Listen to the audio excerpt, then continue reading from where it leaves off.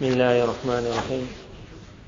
الحمد لله رب العالمين، والصلاة والسلام على سيد الأنبياء والمرسلين وعلى آله وأصحابه أجمعين. اللهم صل على سيدنا محمد وعلى آل سيدنا محمد كما صليت على إبراهيم وعلى آل إبراهيم إنك حميد مجيد. اللهم ألهمنا مراشد أمورنا وأعذنا من شرور أنفسنا. The religion of Islam is unique in the aspect that what the world regards as ease and peace, afiyat, salamati. Nabi sallallahu alayhi wa sallam, when a sahabi radiallahu anh said to him, teach me one dua, unique dua. He said, ask Allah for afiyat. Afiyat means you don't see problems. Your dunya is looked after, your akhirat is looked after. A sahabi radiallahu anh, thinking about the year after, he made a dua. He said, Allah, whatever I'm supposed to face in that world, give it to me here. And there I come out clean. Then he became very sick. After the doctors had reached the point of no hope, a sahabi came and complained to Rasulullah sallallahu alaihi wasallam. Nabi sallallahu alaihi wasallam reaches him, he asks that, have you made any dua? Like, what's your condition? Something you did. He said, I made this dua. That let me not see any problems there. Whatever has to be, sort it out here. He said, oh my Sahaba, you'll never manage that. You will never manage that. Allah, you telling Allah that sort me out here. He said, you'll never manage that. He said, rather you make this dua that atina fid dunya hasana wa fil akhirati hasana. That Allah, in this world I want the best. And in the year after I also want the best. He said, you will not ask Allah for anything better than afiyah. Allahumma inna nas'aluka al-afwa wal-afiyah. Nabi sallallahu alaihi wasallam taught that. And then he added another sentence. He said, وَإِذَا لَقِيتُمُ الْعَدُوَّ. However, when Allah wants that you have to meet the enemy, He said, فَثْبُتُوا. He said, oh my ummah, then remain strong. He taught the world you will continue asking Allah for afiyat. At the same time, He explained that you will see fitan, trials, tribulations. Unique were his ahadith. One narration, he said, you will see a time, and perhaps we living in that time, that every time one trial comes, and the people will say, I don't think it can get worse than this. He said it will be followed by another which will make the first one seem insignificant. At the present moment, I remember the last time I was in Durban, we never know how to talk, where everyone was just looking shocked that COVID finished us all. Now when you say the word COVID, people are looking and saying, what's this COVID you're talking? COVID forgotten. He said, the next fitna will make the previous one look like it never happened. Turaqqikuha, make it like zero. When he warned the ummah of fitan, it was not saying to them like how a person comes to say, I come to give you bad tidings. That you're going to get knocked out, lose hope, become despondent. Allah's Nabi, when He mentioned it in that era, it was to say, be prepared. Be prepared. Unique were His wording. He said, Mathalul Mu'min, the example of a believer. He said, it's the example of that stalk. That plant that seems very weak. He says, as the wind blows, it continues moving it side to side. You will see it on a windy day, how that stalk moves. He says it's sometimes coming up straight and then it's moving to its right, then it's moving to its left. Meaning you get knocked from all sides. He says, but a believer is such, he will sway so much, but he will never be uprooted. He said a hypocrite and a disbeliever is such, you will see them standing so strong, You will wonder, like, how come you're not getting knocked? Maybe you got such an insurance policy behind you, you're not bothered. He said, you won't see that condition in him where he's like swaying side to side. But when the time comes to be uprooted, he will get uprooted in a second. He'll get one knock which will leave him like, this is the end. He'll put a gun by his head and he'll say, bang. He said, a believer will never think of suicide. A believer will never say, Allah, why? Rather, a believer, even if he cries, he will cry like how the Anbiya cried. He will cry to Allah, complain to Allah, he'll never complain against Allah. Even when everything is lost, he will say, I got a role model. Ayub alayhi salatu wassalam had a house what we call the palace. It is easy to live in poverty and die in poverty. It is a unique exam when you have to fall from high down. But it was Islam that taught the world you can do it. Islam is a unique religion that taught that wealth is a great gift. And Allah's Nabi sallallahu alaihi wasallam through his own life showed, and having no wealth is also a gift.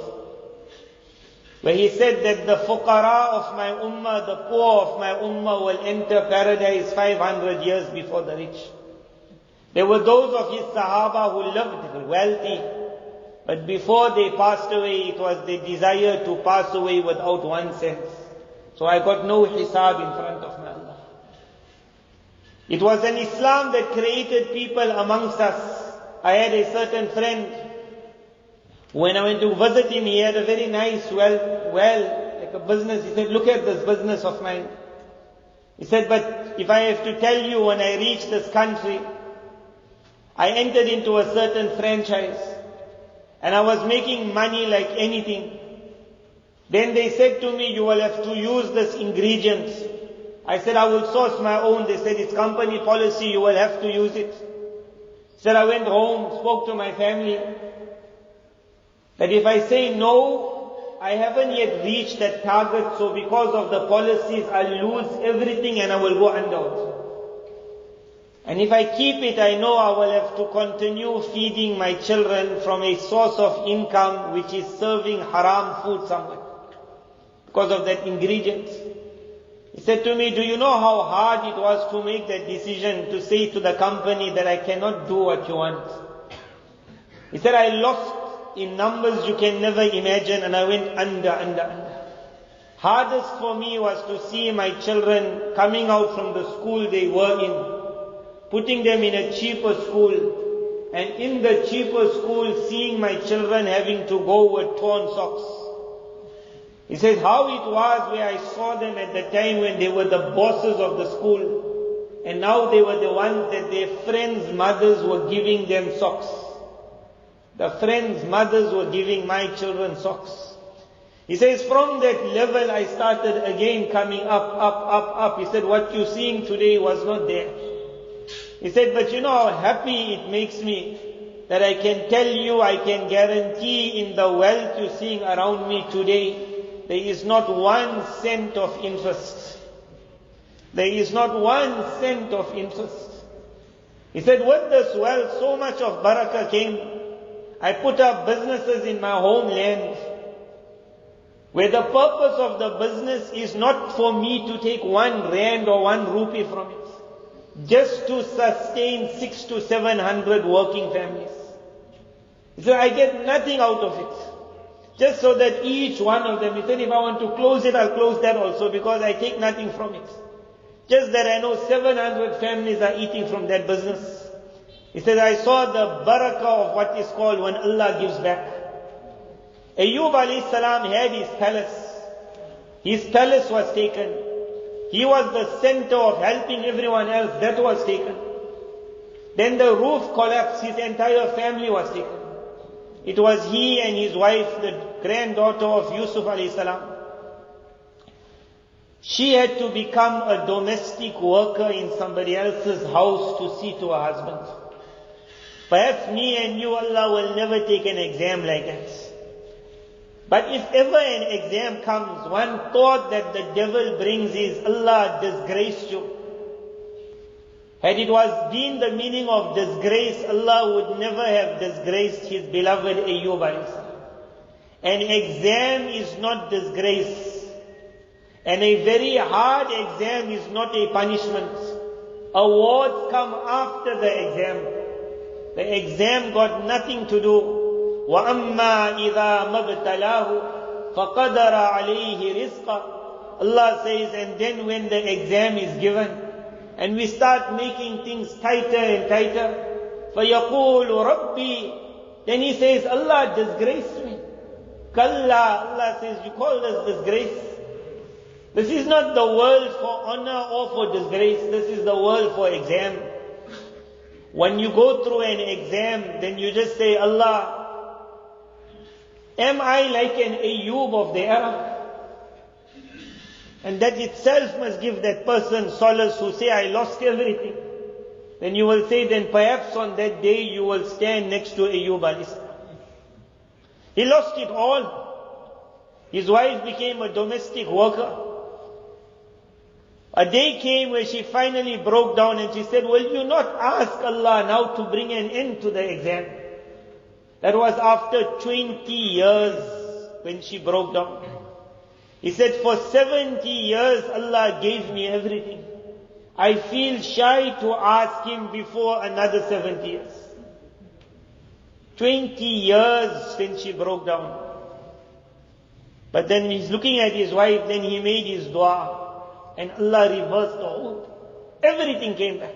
Everything.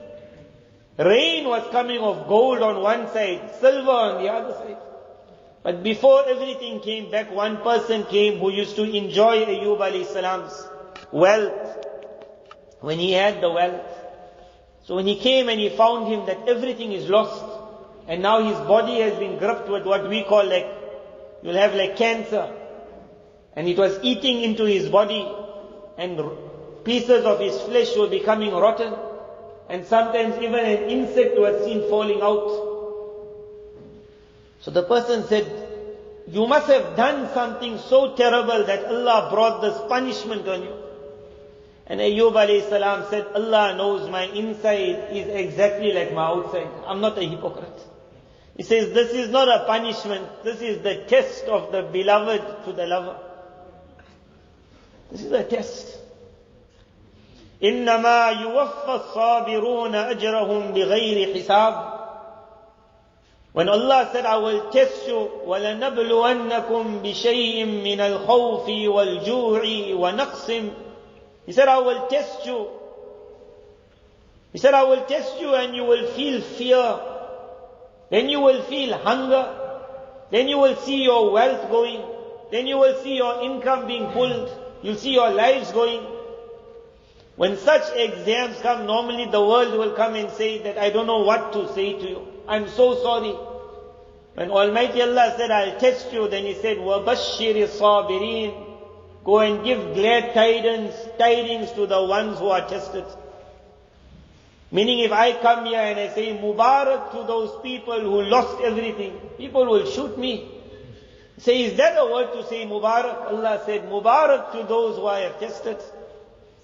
But Mubarak to them only if after the test, and the test we all went through it in some extent. Some in the parts which never got affected were gripped with fear. And there are those who saw it all going. Their test was very, very difficult. And there were those who thought it's all going. There are those friends of mine who on the phone while speaking are still shivering. Still shivering. And the test is such, it puts the mind in a certain condition. What if it happens again? Allah said, Mubarak to all who have been tested. Mubarak. But that barakah will come, that glad tidings, meaning I will give so much after this, so much. أُولَٰئِكَ عَلَيْهِمْ صَلَوَاتٌ مِّن رَبِّهِمْ وَرَحْمَةٌ وَأُولَٰئِكَ هُمُ الْمُهْتَدُونَ. Allah says, you want salawat? You want to understand the salawat? Salawat. The Imam reads, إِنَّ اللَّهَ وَمَلَائِكَتَهُ يُصَلُّونَ عَلَى النَّبِيِّ. Ya ayyuhalladhina amanu sallu alayhi wa sallimu. That's salawat. When you go to the Rawda, then you say, Salamun alayka ya Rasulallah. And from far you say, Allahumma salli ala Muhammad. This word salat means, Allah turn your special attention upon your Nabi. Sallallahu alayhi wasallam. It's a very unique word, this. When the angels are making this dua, it means a very strong dua, salawat.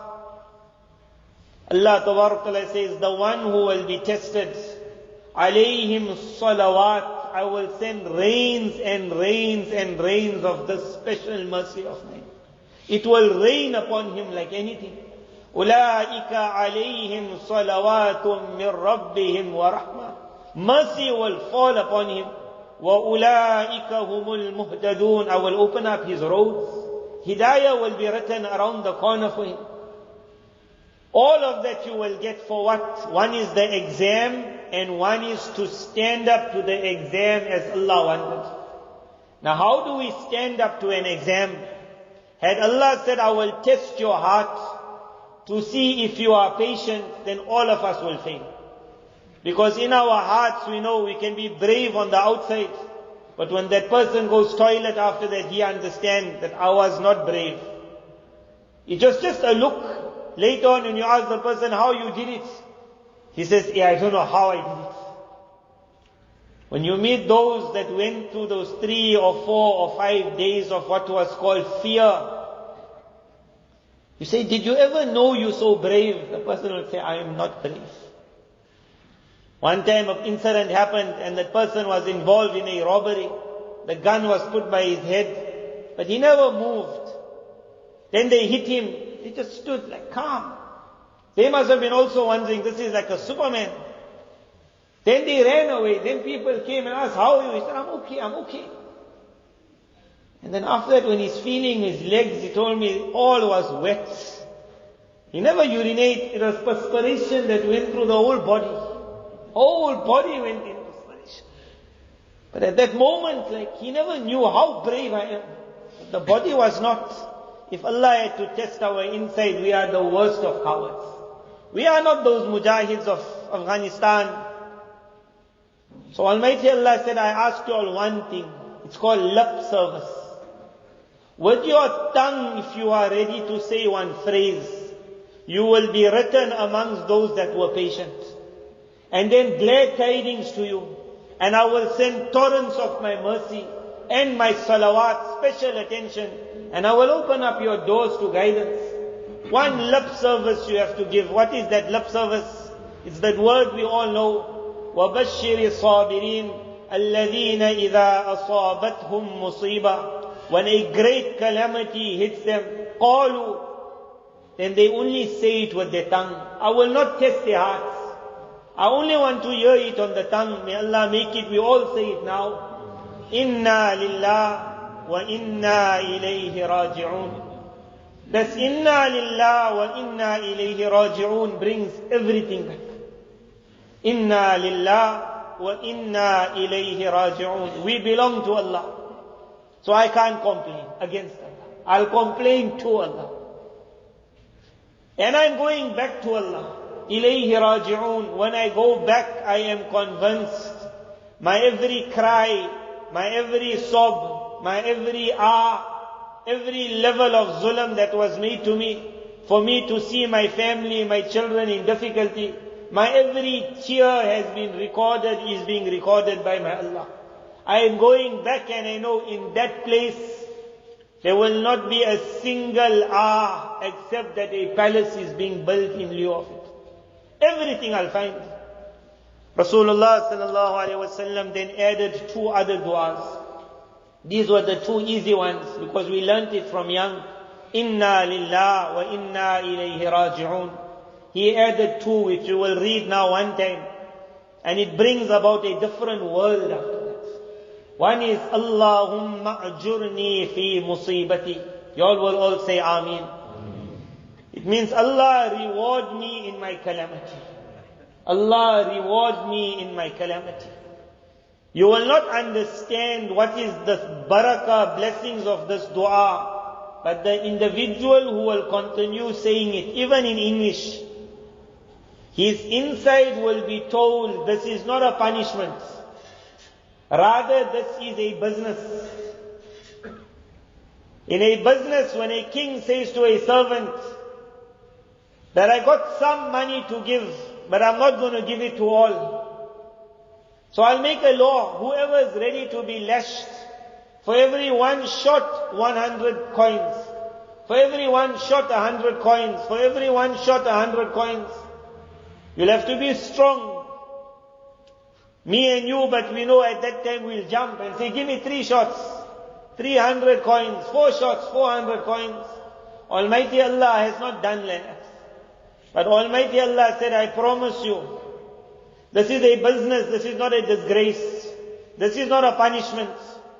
There are sometimes I have written for some servants of mine certain things so high in paradise that with nafal they will never manage to reach it. There are certain decisions I have written for certain families. That family will never understand that decision. Certain friends of mine, before this thing happened, not here in South Africa, in another country, some halat came, conditions came. When they explained to me their conditions, it was beyond the mind that how could you lose in that manner? That every door which couldn't be closed just started getting closed. And the individual is like lost, like I never thought from every side I'll be surrounded. And as he mentioned to me, I was just thinking that in some of those families, when children were born in those families, Allah had blessed them with such dreams that when I heard those dreams, for me it was like your child is going to be perhaps of the class in the line with the Mahdi. That dream indicated that you are being blessed with a child in this family, that he is going to be high in the top class with the Mahdi or Isa alayhi salam. So high. That I even said to one that if ever I come to that place, I want you to bring your son to me. At least I'll make salam to him, because what a dream. What a dream. And then conditions came in that very family, where everything was taken. Everything. When I sat, I started thinking that when Allah sometimes wants a very brilliant future, then for that brilliant future to be reached, Allah also makes it tight before that.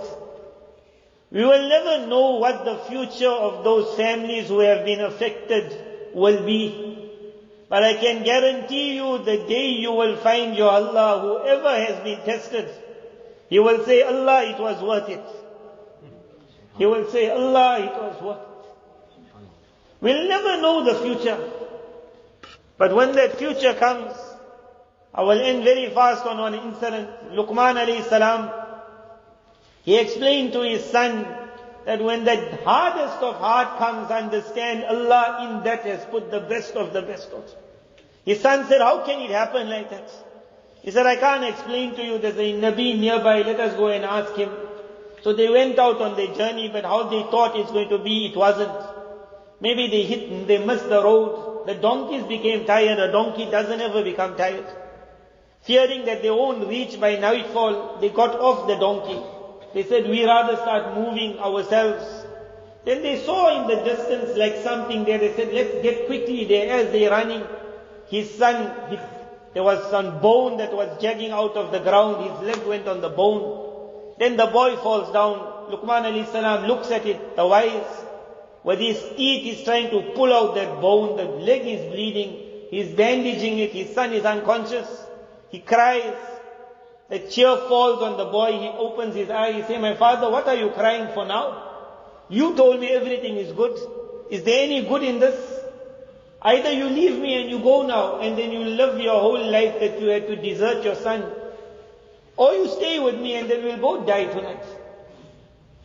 So he said, this tear is because I'm a father. A father will cry. He says, but I hold on to my word in every decision of Allah. He says, I don't know whether this has got a lot of goodness for me or for you. But I'm telling you that Had this not happened, something worse would have happened. And in this, there's so much of goodness, but I can't explain. And as he's saying this, they see someone riding with the horse, white turban, white jubba, and then the horse disappears. And then he hears a voice saying, "What did the foolish boy say?" And he asks, "Who's speaking?" And it comes a sound that, "I am Jibreel, the angel of Allah." He says, "Where are you?" He says, "The Nabi will see me. Had you been a Nabi, you would have also seen me. Are you Luqman the wise?" He says, "That's what the people call me." He said, "What did your son say?" Now you never want to say it now. So he said, "If you are Jibreel, then you know what he said." That was the wise. So Jibreel alayhi salam said, "I got nothing to do with the two of you all. I was sent to punish the city.